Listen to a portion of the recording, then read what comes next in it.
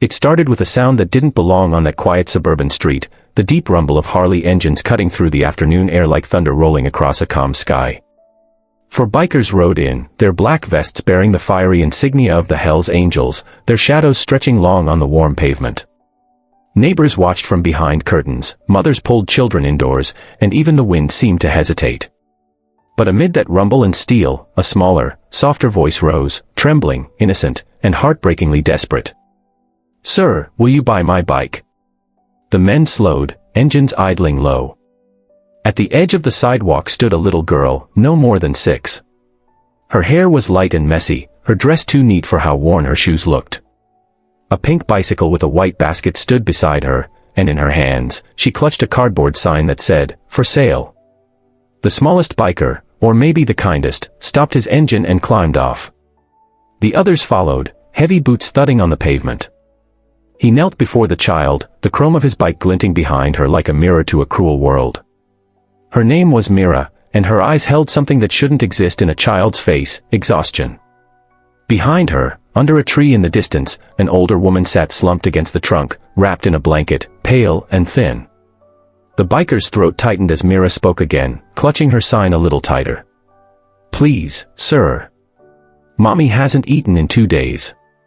If you believe in kindness, in second chances, in standing up when the world turns away, please, take a moment to like, comment, share, and subscribe to Kindness Corner." Stories like this one remind us that compassion can still change everything. The biker's name was Ryder. His brothers called him Wolf, but the nickname never really fit. Beneath the tattoos and leather was a man who had lost more than most people could imagine, a father who'd walked away, a son who never came home, and a faith in the world that he thought was long gone. But that day, kneeling on that hot pavement, he felt something stir again. He asked her softly what she meant, and between halting breaths and tiny tears, Mira told him everything. Her mother, Clara, had worked at a local catering company owned by a man everyone in town respected, Mr. Hensley, the CEO who smiled on magazine covers and donated to charities for the cameras. When the company downsized, Clara was among those fired. She pleaded with him, begged to keep her job just a few weeks longer so she could feed her daughter. But Hensley didn't care. He said she was replaceable. Since then, Clara had been too weak to find new work.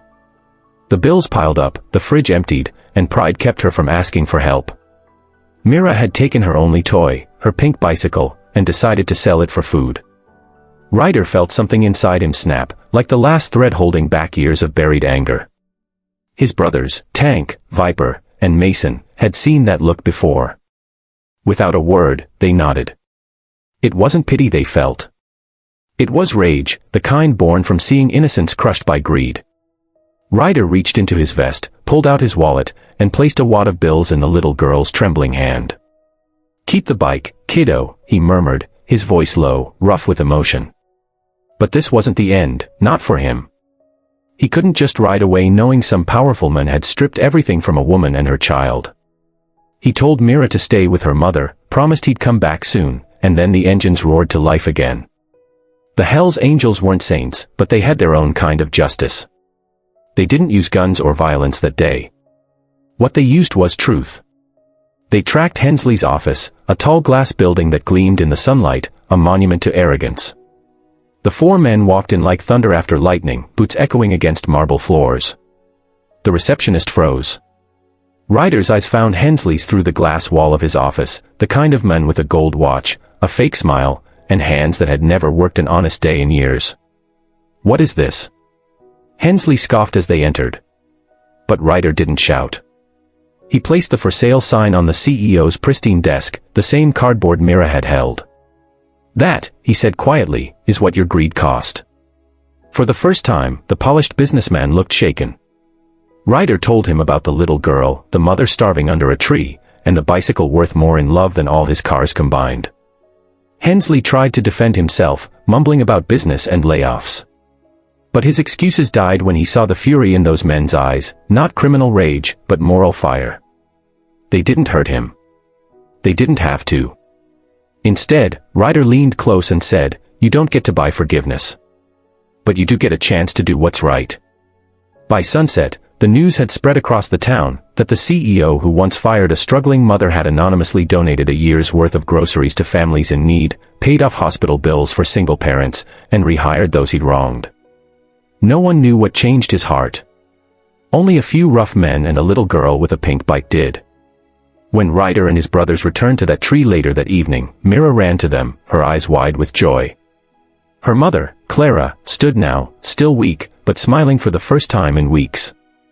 The light caught her face, and Ryder noticed the way her hand trembled when she tried to thank him.